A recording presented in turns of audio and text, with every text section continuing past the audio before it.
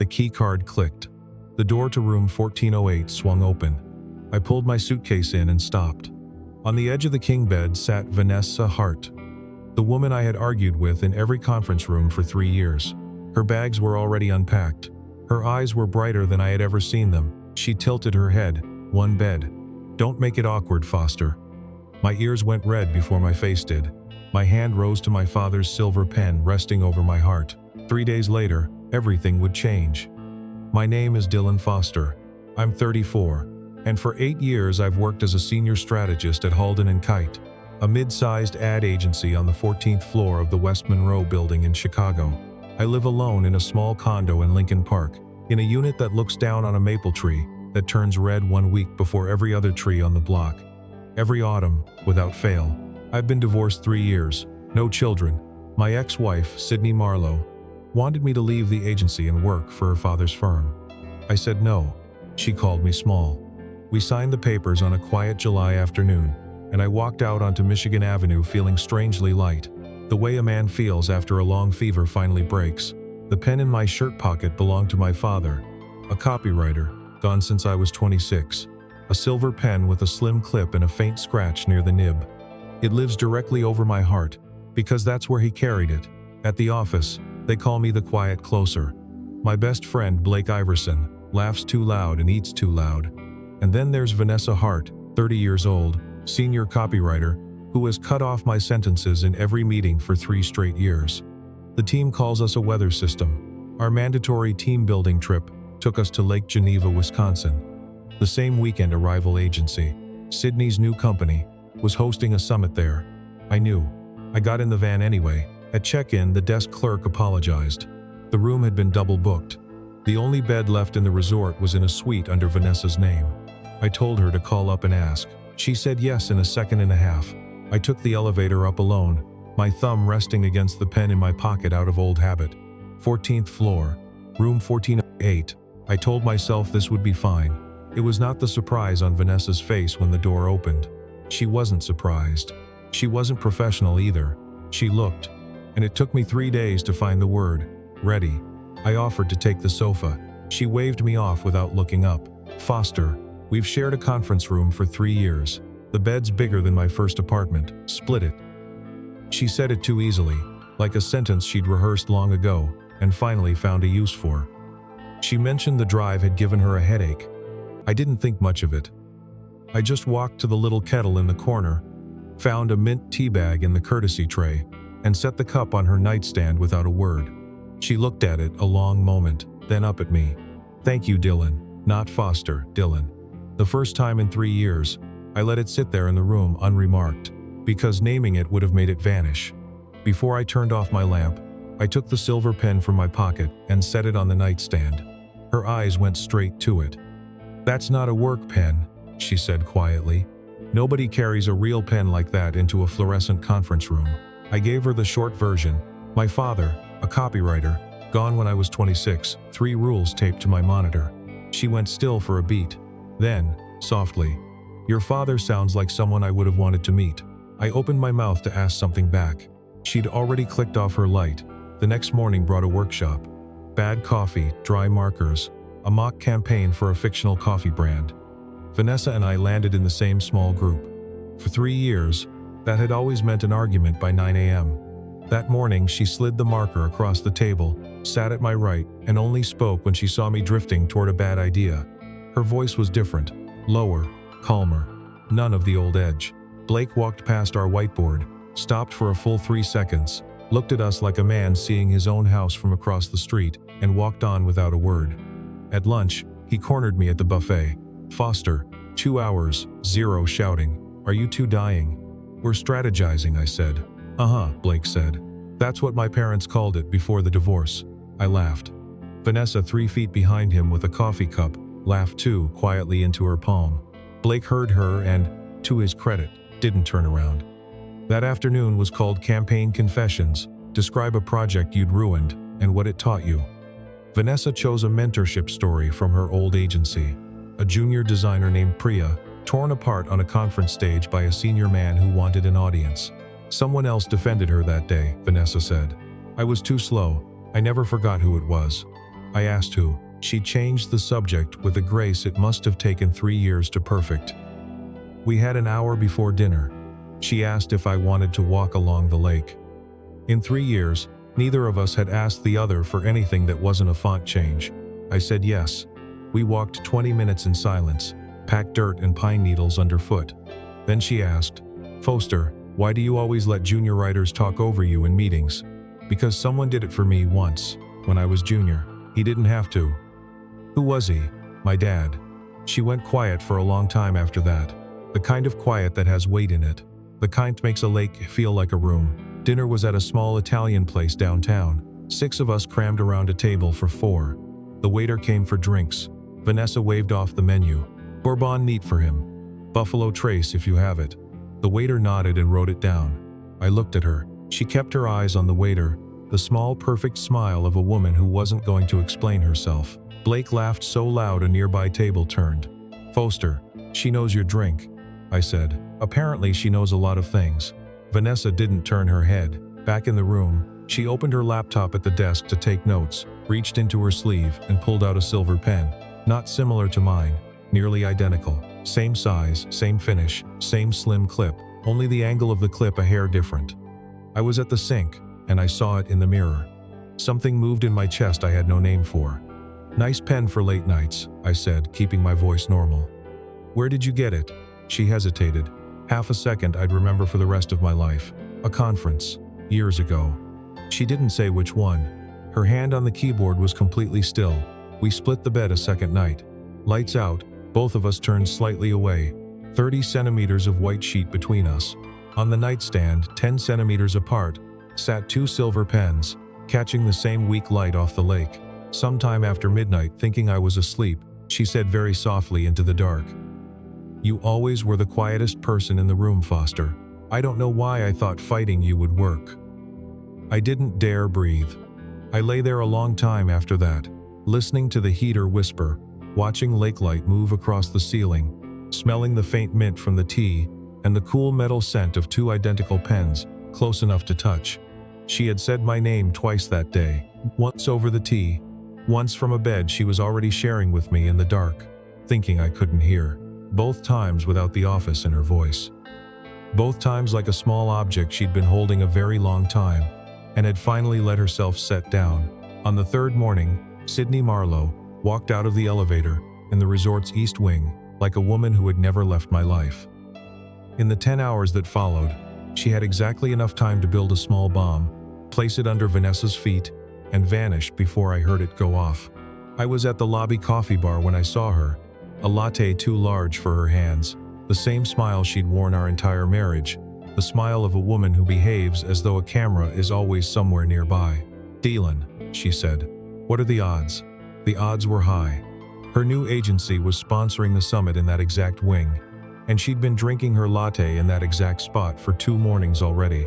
But I let her have the line. She asked after my mother, my agency, the maple tree outside my condo, the one she'd always hated because it dropped seeds on her car. "Still buried in the same building," she said gently. "The way you'd talk to an old dog, aged well, still won't grow up." Vanessa stepped off the elevator just then, saw us, held for half a beat, and walked past like we were furniture. Sydney watched her go, too long, too professionally. "She's pretty, Dylan. Does she know?" "Know what?" "That you don't." Again. At lunch, Blake sat across from me, burger in hand, suspicious. "That was Sydney, right?" "You okay?" I said I was okay. "You always say that," Blake said. "Just once try no." I laughed instead. That was my mistake. I've carried it ever since. One item on a very short list of things I'd go back and change. That afternoon brought a poolside mixer, joint between our team building and the summit. White wine, Edison bulbs strung across the terrace. I was pinned in a long conversation about AI-driven personalization, some quiet part of me tracking Sydney's position in the room. A skill I'd never asked for and never lost. I wasn't there for what happened next. I pieced it together later, from Vanessa, and from what Blake saw from 20 feet away. Sydney had approached Vanessa at the bar, hand out a fraction too warm, too fast. "Vanessa Hart, I've heard your name. Dylan's mentioned you." I hadn't. Sydney had guessed. Then her voice shifted into the register she used when she wanted a room to lean in. "He and I don't talk much anymore." "Not since." Well, he probably hasn't told you why we actually split. He never tells anyone. It's the one thing about him. I still love how quiet he is about the hard things. A perfect pause. We lost a baby, 14 weeks. He couldn't stay in that house afterward. I never blamed him. I hope she's someone who understands that some men don't come back all the way. Vanessa said something back. She'd never remember what. Then she left through the service elevator, so she wouldn't have to pass me on the way out. I came up just before 6. Vanessa stood at the window, back to the room, shoulders set high and hard, the way people hold themselves when they're trying not to shake. I'm going to take the couch tonight. I have a headache. Her voice landed like a door closing. I asked what happened. She said, nothing, the exact way I always said it to Blake. She didn't come down to dinner. I sat next to Blake, pretending to read a menu I'd already memorized. Halfway through the appetizer, he leaned in. Sydney was at the mixer.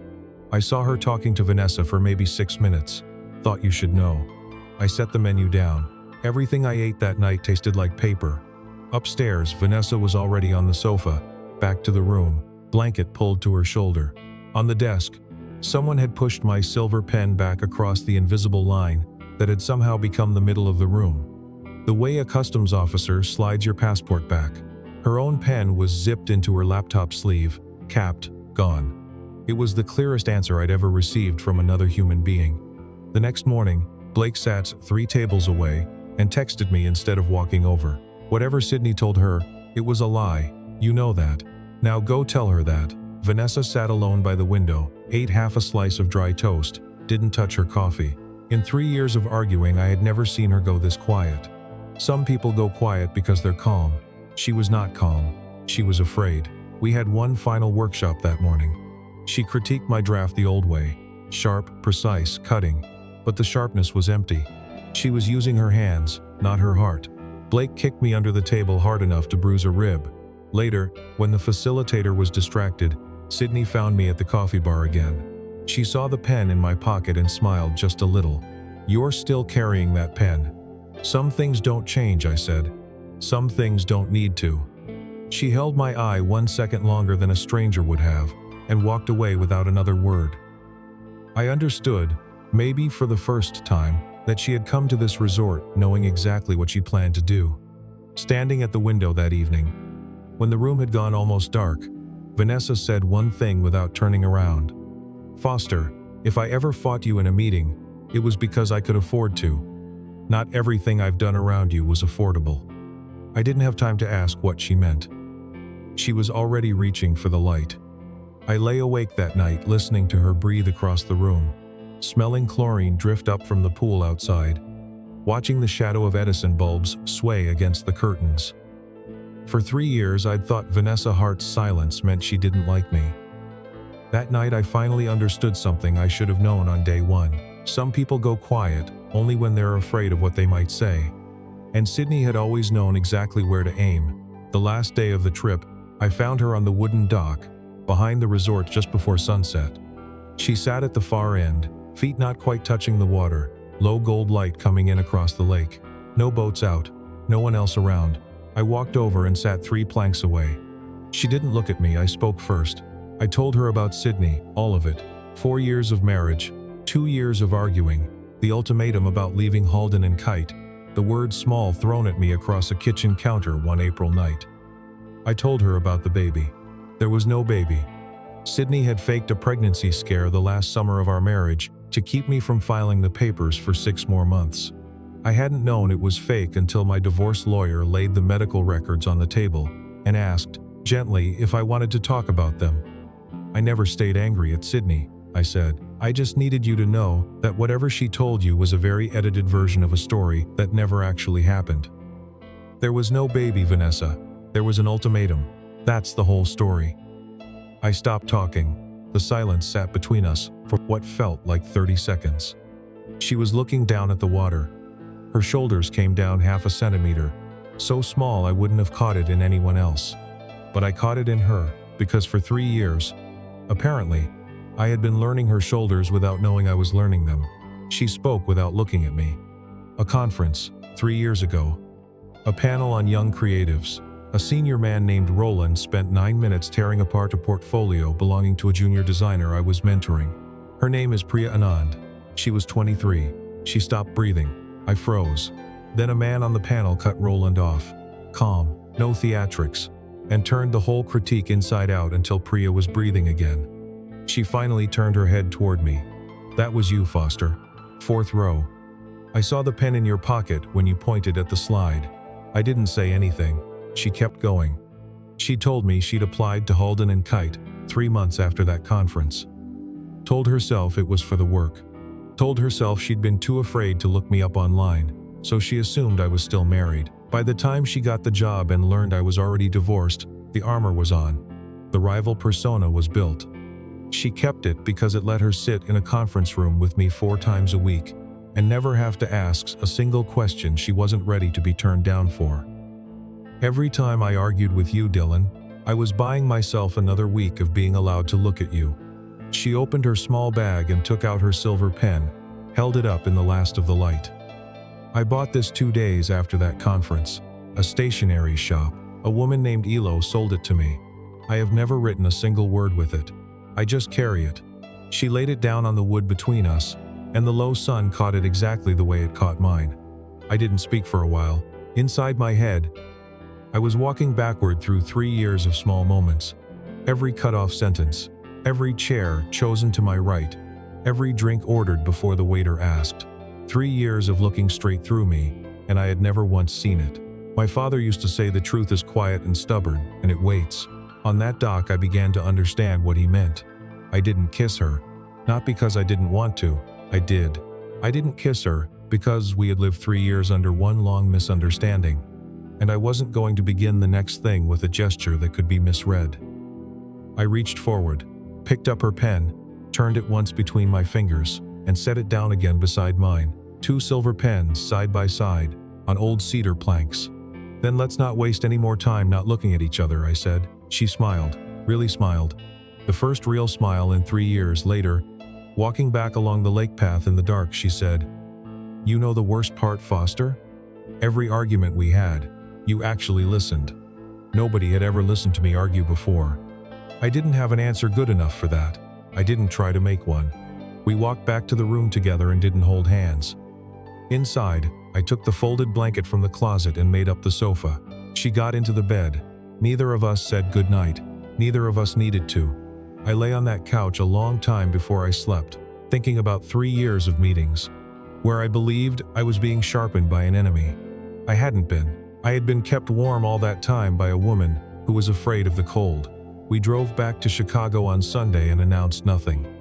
We simply stopped pretending. The next Monday, at 7:15, at a small coffee shop on the corner I'd walked past for 8 years without entering, she was already sitting at the corner table with 2 cups.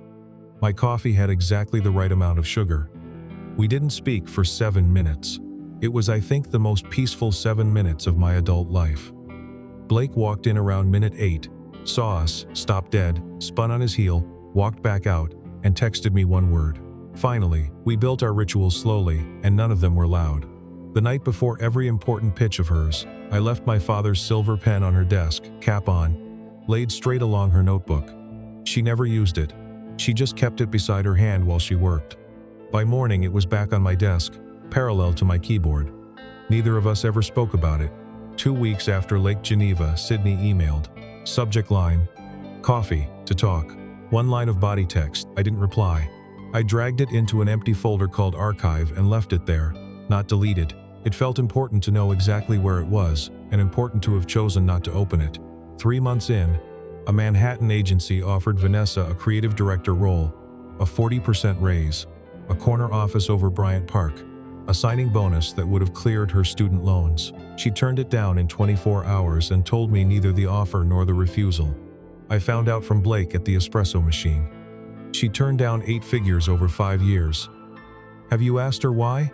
I asked that night, at my apartment, while she washed the 2 wine glasses we'd just used. She didn't turn around. Not yet. Not without you. I walked over, put my hand on her elbow, and felt her breathing change under my palm. It was the first time I'd touched her on purpose. She kept washing the glass but leaned back into my hand by about an inch. That was the answer. 6 months after Lake Geneva, our whole team went back for the same trip. Marissa was still at the front desk. She saw us walk up together, opened her mouth, closed it, smiled, and printed one key card, room 1408, on purpose this time. We walked to the same dock. She reached into her bag, I reached into my pocket. We laid our 2 pens side by side on the wood the same way as before. "For the record," she said, "that was where I kissed you for the first time." 7 months of waiting, neither of us in a hurry. At the 1-year mark, same dock, same hour of dusk, I asked her to marry me. I didn't kneel. She would have hated that. She opened the box, laughed, once, a real laugh, then handed me her silver pen so I could sign the dinner receipt that night. A joke only the 2 of us would ever understand. The wedding was in her mother's backyard in Evanston. 30 people. Blake's toast ran 2 minutes long and ended in a real cry he tried, and failed to disguise as a cough. Priya Anand flew in from London, sat in the front row and cried too. I wore my father's pen in my breast pocket. Vanessa carried hers in a small pocket sewn into her dress. We signed our marriage certificate with 2 different pens, both silver. 2 years after Lake Geneva, we were promoted together, running the creative department as co-leads. Sydney had left the industry by then, opened a small design firm in Los Angeles. I knew because my mother told me. I never looked her up. On the shared desk at the far end of our office, 2 silver pens lived together in the same leather cup. Anyone walking in sees 2 pens. Only we know they're 2 roads that ran parallel for 3 years before finally meeting. I'm writing this from that desk on a Tuesday evening in October. Vanessa left an hour ago. The office is empty. I picked up my father's pen a moment ago, turned it once, and set it back down. Some people come into your life loud, and you remember them for the noise. Some come in quiet, and you don't realize they were ever there, until the silence they leave behind becomes the only sound you want to hear again. For 3 years, I thought Vanessa Hart was my rival. For 3 years, she thought she was only buying time. We were both wrong, and both lucky that our wrong lasted long enough for a hotel door to open at the right moment.